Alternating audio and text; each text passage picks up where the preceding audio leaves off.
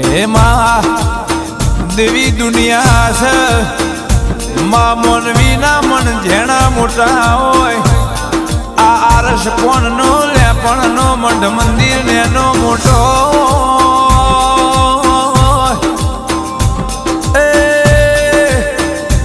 પણ એ ગોખલામાં